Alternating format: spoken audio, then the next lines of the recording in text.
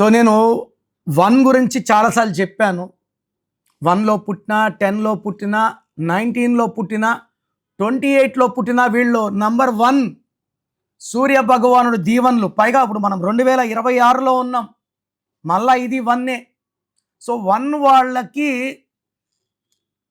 ధైర్యం ఎక్కువ, భయం తెలియదు, నాయకత్వ లక్షణాలు, కొంచెం డామినేటింగ్గా ఉంటారు.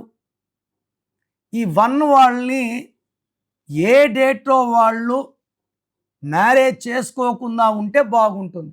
అంటే 1 అంటే సుప్రీం, నంబర్ 1, ఫస్ట్ ర్యాంక్, 1వ నంబర్ కుర్రోడు, అన్నీ మంచి క్వాలిటీస్. ఈ 1 వాళ్ళని 2 వాళ్ళు పెళ్లి చేసుకుంటే, 1 అంటే పొగలు సూర్యుడు, 2 అంటే రాత్రి చంద్రుడు. వీళ్ళు కాపురం లాగా ఉంటుంది. భర్త ఇంట్లో ఉంటే భార్య బయట, భర్త బయట ఉంటే భార్య ఇంట్లో. సో సఖ్యత ఉండదు, మిస్అండర్స్టాండింగ్స్ ఎక్కువ. సో 1 సిరీస్లో పుట్టిన వాళ్ళు, 1, 10, 19, 28లో పుట్టిన వాళ్ళు 2, 11, 20, 29 వాళ్ళతో వివాహం చేసుకుంటే ఆ కాపురం సరిగ్గా సాగదు. అదేవిధంగా 1 సిరీస్లో పుట్టిన వాళ్ళు 6, 15, 24తో వద్దు. ఎందుకంటే 1 సూర్యుడు, 6 శుక్రుడు. సూర్యుడికి శుక్రుడికి పడదు.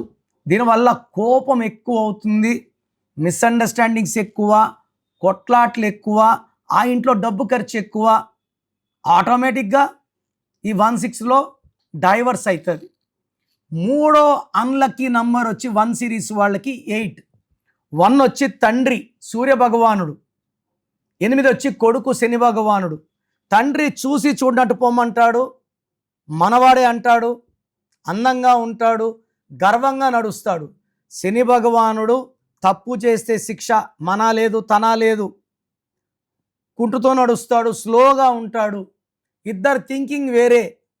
ఈ 1లో పుట్టినోళ్ళు 8లో పుట్టినోళ్ళు చేసుకుంటే ఆ ఇంట్లో డబ్బు నిలబడదు, ప్రశాంతత ఉండదు, arguments, disputes, corals and high chance of divorce. So మీరు 1 సిరీస్లో పుట్టి ఉంటే 2 సిరీస్, 6 సిరీస్, 8 సిరీస్ మ్యారేజ్ చేసుకుంటే మీకు కష్టాలు తప్పవు. సో మీకు సంబంధాలు వచ్చినప్పుడు నన్ను అపాయింట్మెంట్ తీసుకొని కలిస్తే ఈ సంబంధాలు ఏది చేసుకుంటే బాగుంటారు, ఏ డేట్లో మ్యారేజ్ చేసుకోవాలి, ఇవన్నీ నేను మీకు చెప్పడం జరుగుతుంది. So far this try to take my appointment and meet me personally.